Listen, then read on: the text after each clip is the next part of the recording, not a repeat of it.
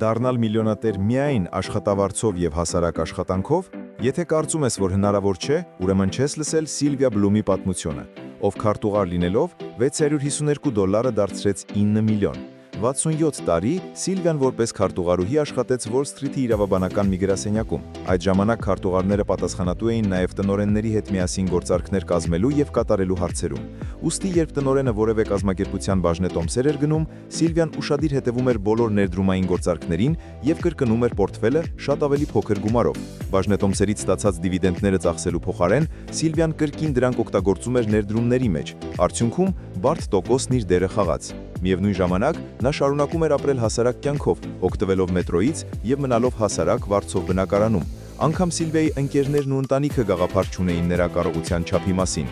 Երբ եկավ թոշակի անցնելու ժամանակը, տնօրենը որոշակի գումար առաջարկեց Սիլվիային երկար տարիների աշխատանքի դիմաց շնորհակալություն հայտնելու համար, սակայն Սիլվիան հրաժարվեց։ Ինչ եմ անում, եթե արդեն մի քանի միլիոն ինքս ունեմ։ Հետագայում նա համարյա ողջ գումարն ուղղեց բարեգործության։ Ուղարկիր տեսանյութը ընկերներին, ովքեր կարծում են, որ ցածր աշխատավարձով հնարավոր չէ ֆինանսական կայունության հասնել։ Հետևիր մեզ ֆինանսների մասին ավելին իմանալու համար։